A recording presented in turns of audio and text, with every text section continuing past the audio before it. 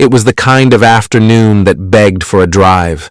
Golden sunlight filtering through the trees, a light breeze carrying the scent of cut grass, and the kind of quiet that only a Sunday could bring.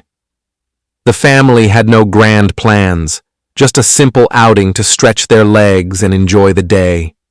Perhaps they packed a picnic, or maybe the parents promised the kids ice cream if they behaved. The car doors clicked shut, seat belts buckled, and with the hum of the engine, they rolled out of the driveway, waving to a neighbor who happened to be tending their garden. The mother might have turned in her seat to check on the children in the back, laughing, bickering over a toy, or pressing their faces against the windows as the world blurred past. The father adjusted the radio, flipping through stations until a familiar song settled in, something light and nostalgic. There was no urgency, no looming sense of dread. Just an ordinary family on an ordinary drive. They took the back roads, the scenic route, where the asphalt ribboned through patches of forest and open fields. Maybe they passed a lone cyclist or an old pickup truck heading the opposite way, the driver tipping his hat in greeting. The kind of small, forgettable moment that only becomes significant later, when people scramble to remember if anything was off. But at the time, nothing. If someone had asked them that afternoon where they were headed, they might have shrugged, nowhere special, just driving. And that's what makes it so unsettling in retrospect, the sheer ordinariness of it all. No storm clouds gathering, no eerie silence, no cryptic remarks. Just a family enjoying the kind of unremarkable day that should have ended with them pulling back into their driveway, sleepy and sun-warmed, ready for supper.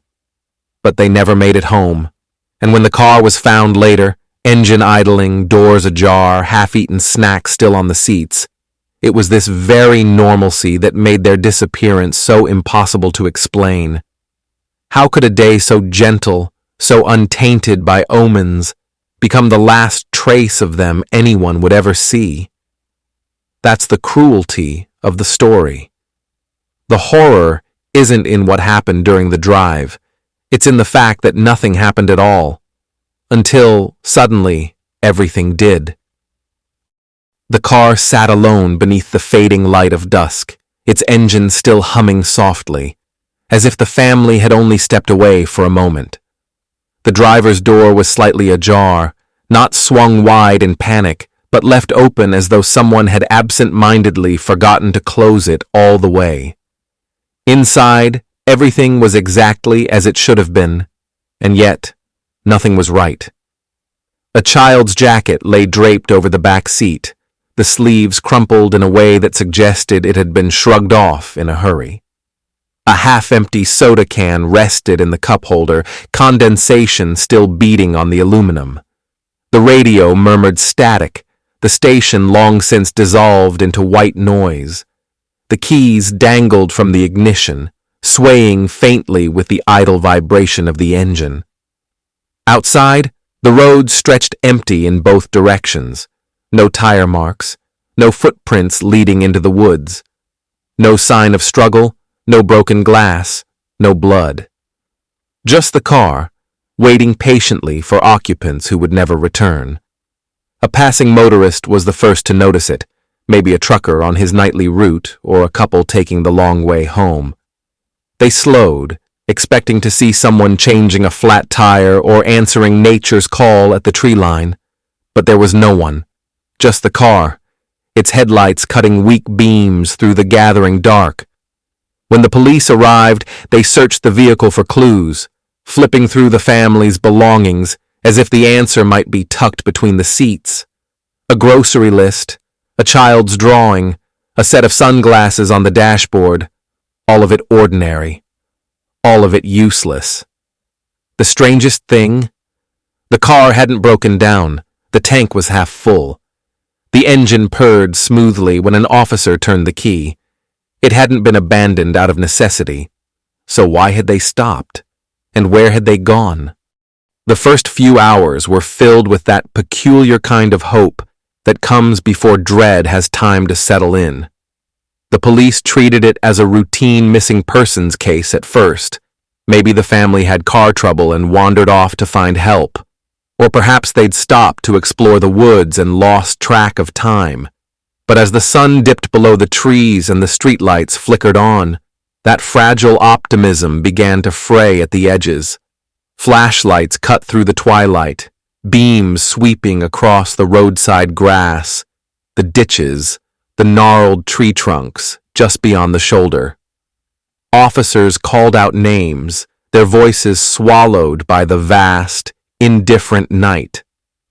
The family's photographs had already been circulated, smiling faces from a birthday party or a vacation, now plastered on hastily printed flyers that trembled in the hands of volunteers. Search dogs were brought in, their handlers murmuring encouragement as the animals sniffed at the car seats, the steering wheel, the child's abandoned jacket. The hounds picked up a scent immediately, tails wagging with purpose as they led the way into the underbrush. But then, just as suddenly, they stopped. Ears pricked, noses twitching, circling in confusion before sitting back on their haunches with a whine. The trail didn't just go cold, it vanished, as if the family had stepped into the air itself. Neighbors and strangers alike combed the area, peering into drainage culverts and shouting down abandoned wells as if the missing might simply be stuck somewhere, waiting to be found. Helicopters thudded overhead, their spotlights painting the landscape in harsh, unnatural white. Thermal imaging picked up deer, raccoons, the occasional coyote, but no human shapes, no signs of life. Back at the roadblock, reporters had begun to gather, their cameras trained on the abandoned car like it was some kind of shrine. The police chief, sweating under the glare of the media lights, gave the kind of non-answer that only deepened the unease. We're exploring all possibilities, but the possibilities were shrinking by the hour. And as the night wore on, the questions grew louder, heavier, more desperate. How does an entire family just disappear? Why would they leave the car running? Where do you even look when there's nowhere left to search? As the days stretched into weeks, the investigation began to unearth details that didn't just fail to provide answers, they defied them. The case file thickened with witness statements and forensic reports, but the pages seemed to mock the very idea of an explanation. A trucker came forward, swearing he'd seen the family's car parked in the same spot hours before they were even reported missing. His logbook backed up his timeline, but the math didn't work, unless the car had been waiting for them somehow, a glitch in the chronology of their disappearance. Then there was the doll. A neighbor's child, a girl no older than 6, claimed she'd found one of the missing family's toys on her porch swing the morning after the search began. A stuffed rabbit the youngest had carried everywhere. The parents swore it had been in the car when they vanished. No one could explain how it ended up miles away, dry and untouched despite the overnight rain. The radio in the abandoned car became its own kind of riddle. When investigators turned it on, the station it had been tuned to no longer existed, a local frequency that had gone off the air years earlier. Yet multiple witnesses, including the family themselves in earlier statements, had mentioned hearing music from it that Sunday. Static now, always static, no matter how many times they adjusted the dial. And then there were the calls. For weeks after the disappearance, the grandmother's landline would ring in the dead of night. She'd answer, breathless, only to hear muffled breathing, the distant sound of a car engine, a child's faint giggle, then the line would go dead. The phone company traced nothing. No number, no origin, just empty air. The most unsettling detail, though, was the photo. A hiker camping near the search area snapped a picture of the woods at dusk, a scenic shot of the tree line. When he developed it, or scrolled back through his digital album depending on the version of the tale. There they were, the family, standing among the trees, their faces blurred, but their postures relaxed, as if they'd simply wandered into the frame mid-picnic. The timestamp placed the image 2 days after the car was found. None of it made sense. Not in any way that detectives could file into a report or prosecutors could take to court. The clues weren't clues at all, just jagged pieces from a puzzle no one could even recognize, let alone solve. The case should have been simple. A family doesn't vanish without a trace, not in the real world, not without leaving something behind. Yet as the investigation stretched on, the only thing that became clear was that nothing was clear at all. The police first treated it as a potential crime. Had someone forced them from the car?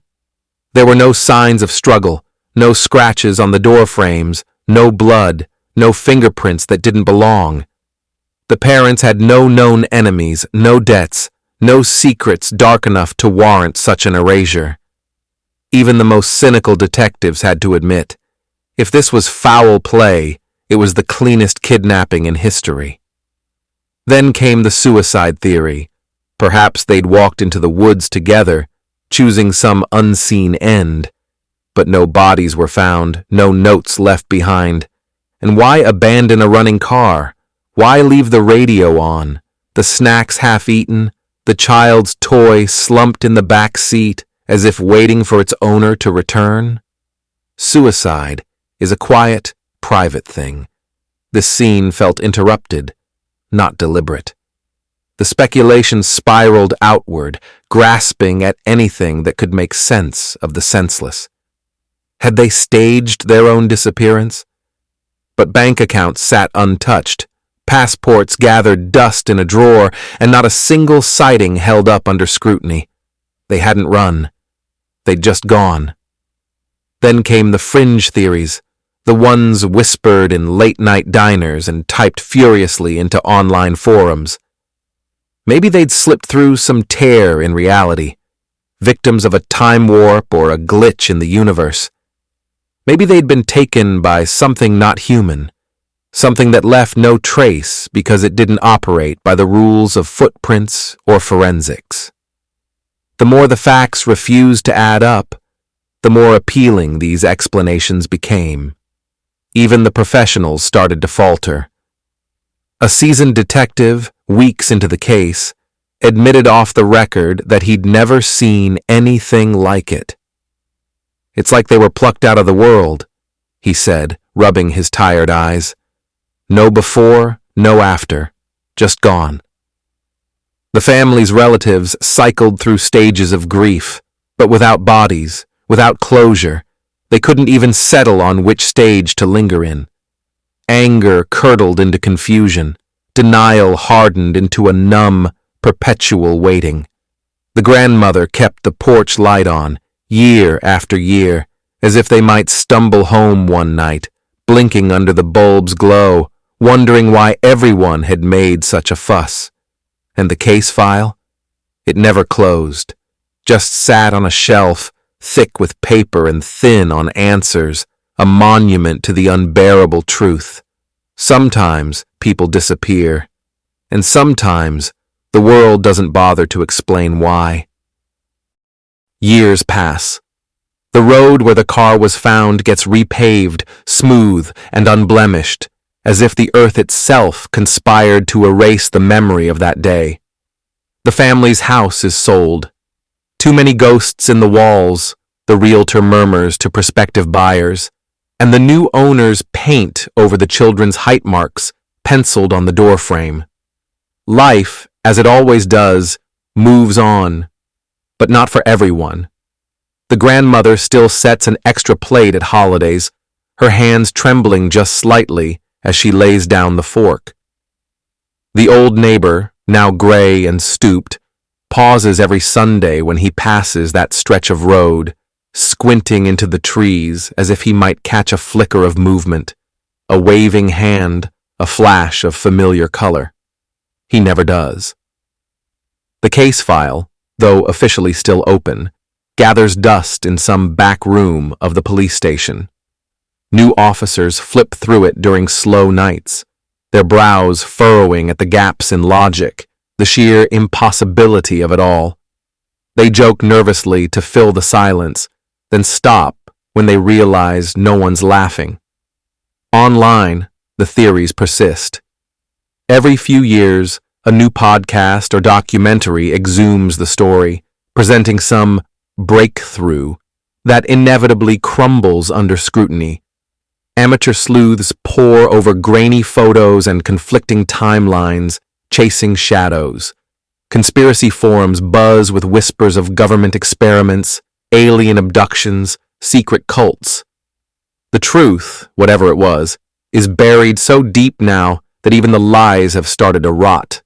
And then, a report. Always a report. A hiker in another state swears he saw them, whole and healthy, picnicking by a river.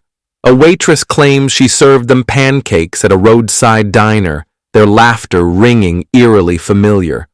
A trucker's dash cam catches blurred figures at a rest stop, their backs turned, their postures almost right. But the faces are never clear. The leads never pan out. And so the story becomes folklore, a campfire tale told to thrill teenagers, a true mystery trotted out for Halloween specials. The family is frozen now, not in time, but in the collective imagination. They no longer belong to the world of the living or the dead. They are the vanished, a riddle without an answer, a door left forever ajar. The cruelest part? Somewhere, in some version of reality, it's still that Sunday afternoon. The car's engine hums. The radio plays a song no one remembers. The child's laughter hangs in the air just beyond hearing, and they're still driving. Thanks for watching. If you enjoyed this video, hit that like button, subscribe, and ring the bell for more. Let me know your thoughts in the comments. I'd love to hear from you. See you in the next one. Bye for now.